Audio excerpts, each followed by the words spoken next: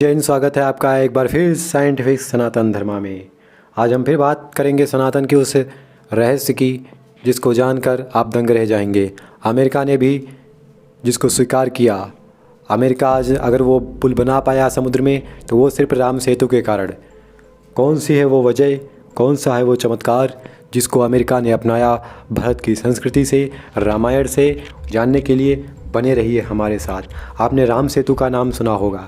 राम सेतु को भगवान ने सतयुग में रावण को मारने के लिए, लंका पर चढ़ाई करने के लिए जैसे ही जाने के लिए सोचा तो उन्होंने सोचा कि रास्ता कैसे बनाया जाए, तो उनके विचार में एक पुल बनाना सूझा। जिसके बाद उन्होंने तपस्या की और एक युक्ति निकाली कि राम नाम के पत्थर समुद्र में डालने से एक पुल बन जाएगा। परंतु यहाँ तक बात सीमित नहीं है। पुल बनाना कोई बड़ी बात नहीं है। पुल आप डाल देंगे कुछ भी बन जाएगा, परंतु उन पत्थरों को तैरना, ये तैरना भी बड़ी बात नहीं है। आजकल ड्रम आते हैं, ड्रमों को डाल दिया जाएगा, जैसे आपने नदियों पे देखा होगा, उससे भी पुल आसानी से बन जाता है। बात वहाँ तक नहीं है। मुख्य बात क्या है कि उसको किस डिज़ाइन से बनाया जाए कि तूफ़ान आने पर भी, समुद्री लहरें उठने पर भी वो टूटे ना। मुख्य बात यहाँ पर आती है। राम सेतु सिर्फ इसलिए फेमस नहीं है कि वो समुद्र पर पुल बन गया, राम नाम के पत्थर तैर रहे हैं, वो तो भगवान का चमत्कार है, परंतु इसके पीछे की साइंस क्या है? अगर आखिर उन लहरों, आखिर राम सेतु को तिरछा बनाने की क्या योजना थी? क्यों आखिर भगवान राम ने उसको तिरछा बनाया था, उसको स्नैक की शेप में बनाया था, उसको सीधा क्यों नहीं बना दिया? इसके पीछे का विज्ञान था। लोग समझते हैं कि सिर्फ ये चमत्कार है, भगवान का एक चमत्कार है। नहीं, चमत्कार नहीं, यह विज्ञान था। उसकी आज आपको झलक अमेरिका के समुद्र में बनाए गए पुल से मिलेगी। वहाँ एक इंजीनियर ने कैसे रामायण का अध्ययन कर उस पुल को बनाया। अमेरिका जितनी बार वो पुल बनाता था वो टूट जाता था, परंतु उसमें एक इंजीनियर ने रामायण पढ़ी थी।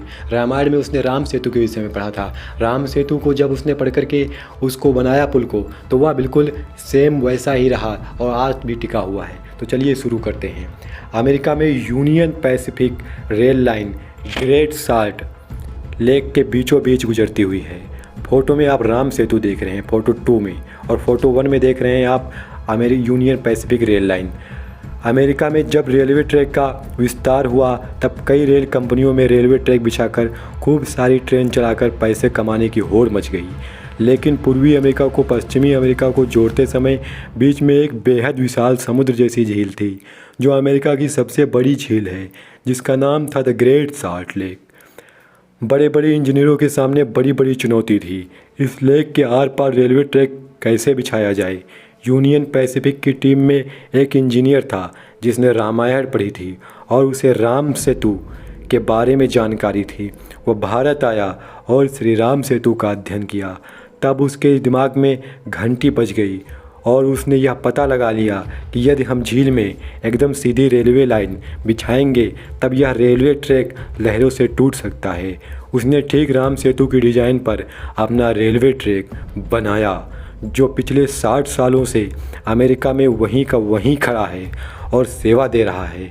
होता यह है कि जहाँ पर पानी लहरदार होता है वहाँ जिग जैग डिज़ाइन से ही स्टेबिलिटी मिलती है, और राम सेतु की रचना मुनेन्द्र ऋषि की कृपा से हुई थी, जो नल नील के पूज्य गुरुदेव थे। तो हमारे ऋषि मुनि किस तरह वैज्ञानिक थे। लोग जिन्हें पाखंडी कहते हैं, लोग जिन्हें अवैज्ञानिक कहते हैं, आज अमेरिका का पुल उस झील में 60 साल से अगर स्टेबल खड़ा है तो इसमें उनके इंजीनियरों की नहीं, हमारे ऋषि मुनियों के इंजीनियरों की इंजीनियरिंग लगी हुई है।